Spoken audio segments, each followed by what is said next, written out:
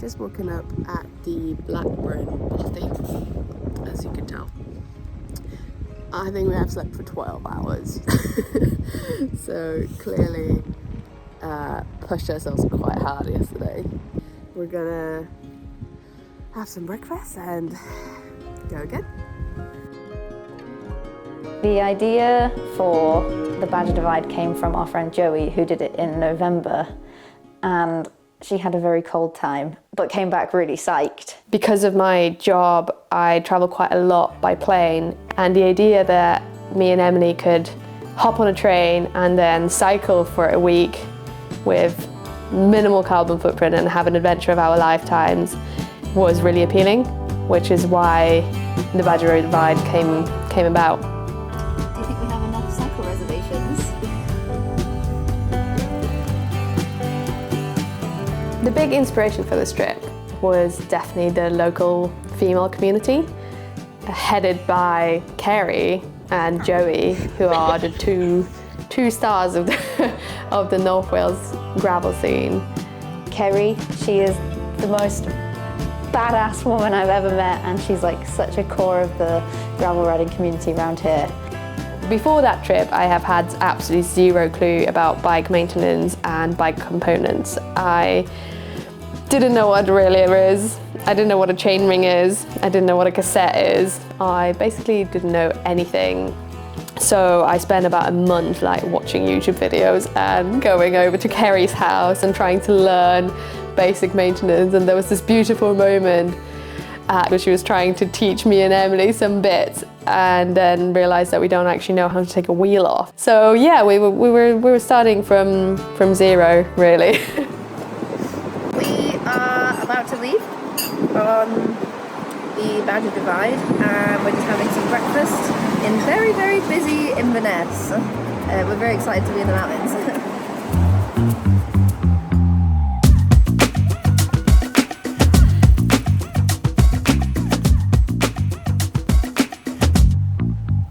So we sort of just turned up in Inverness, having never really ridden a fully laden bike before, which was quite the experience, and yeah, really interesting to sort of see how the bike behaved differently. First up here, had to push.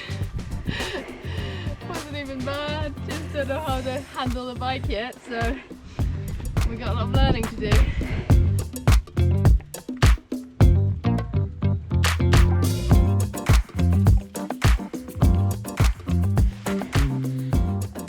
Patch of sunshine. Having a great time. First climb is done, and now we're on a lovely gentle downhill all the way back into the Great Glen.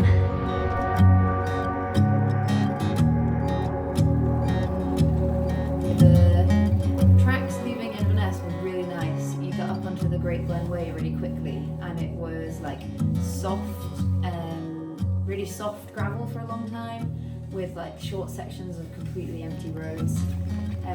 Really nice riding. I think we made really good time on that section.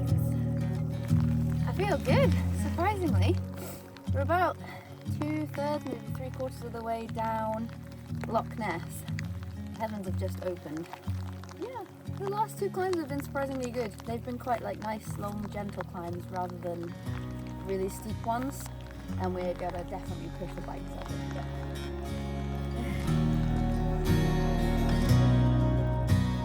And then it definitely became difficult, really technical single track for a long time.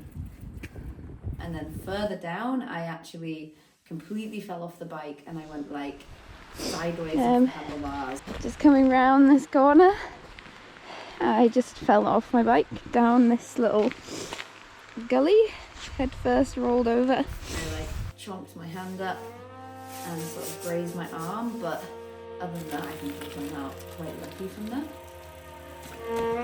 In the afternoon, we dropped right back down to the valley floor again and went through Fort Augustus, where we had some really great food, which really brought our spirits up because we decided that we couldn't find a place to stay there and we were going to carry on to the Blackburn Bothy, maybe just under halfway up the Corrieyairack Pass. This is pretty relentless. Oh my God, it's actually really deep. Just go on the side and like walk. Yeah. We have done 74 kilometers today. We have made it to the Blackburn Bothy. Just about. You got it. We're so grateful to be here. I feel absolutely knackered, but I'm also really proud of us. I think we've done really well. We have woken up pretty knackered and aware that we still have quite a big chunk of Corrieyairack Pass ahead of us. And the weather shifted and it was really cold and really windy. Yeah, she made it. We are currently in the Corrieyairack Pass. It's tough. It's very sweaty, very hard work, very uphill, but we're making some progress.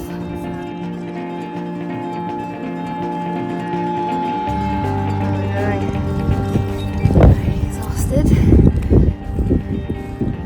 Be at the top and then on the downhill. Made it up the Corrieyairack Pass. Quite some weather behind us. It's probably going to come and catch us up in a sec.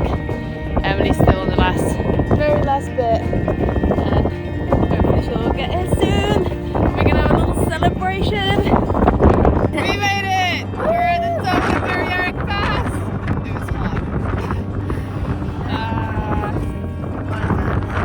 Little did we know, it was only just going to get a bit harder on the way down.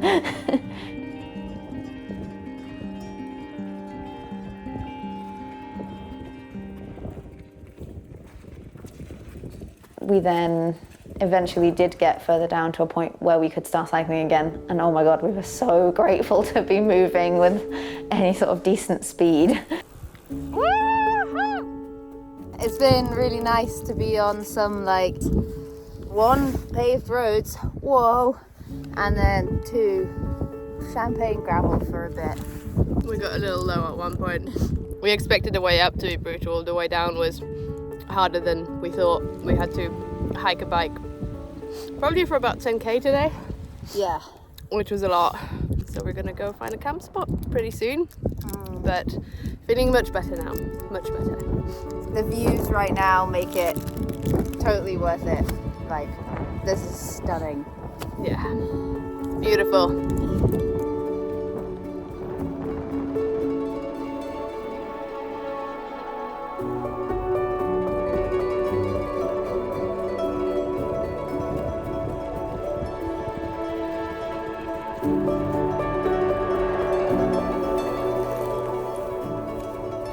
We are camped down here really close to the beach. It's really beautiful, and we're gonna have some dinner. Feeling much happier now. It's great when you're warm and fed and suddenly life is pretty good. We just spent the first night in the new tent. It rained quite heavily and it was quite windy and we're dry. And now we're just making some water for a porridge and gonna pack up and go to Corrieyairack. See you out there. These were squelching yesterday. Oh, gross. It's just too good of a rainbow not to take it through.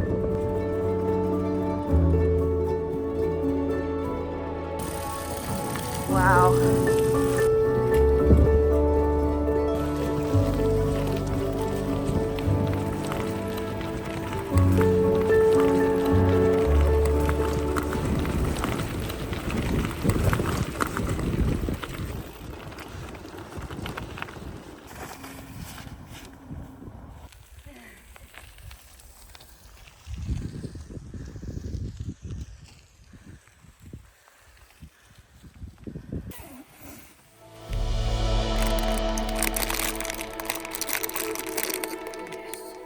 My favourite moment was definitely on the third day. the weather that day was so much nicer, and I remember going along this like perfect champagne gravel along this wide dark green valley with really nice wide rolling hills either side of it and an inky like snake-like river coming along the bottom. And Lena was off in front of me, I was behind her, and it was just like we were blasting on through, like covering the miles. It's like the path opened up in front of us and it was just stunning. Yeah, and there was like 5 rainbows that day.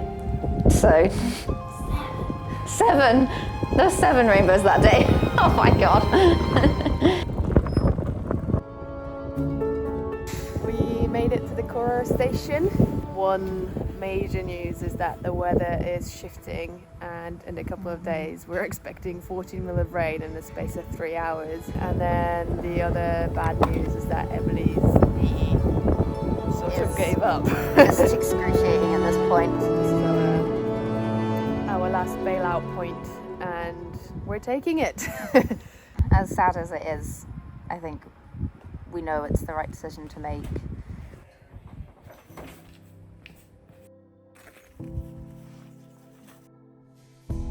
Initially, when we first had to finish our adventure, I felt a little bit like I failed something, because if I set myself a goal, I really want to finish it no matter the cost. But having thought about it for longer, I actually feel incredibly proud of what we have achieved. And having never been on a multi-day bike trip before and having had 0 experience with bicycles, being able to go with Emily on this epic adventure and supported, and knowing that we can just handle whatever comes our way, was really quite freeing. It boosted my confidence massively in terms of like ability to do what I want and achieve that.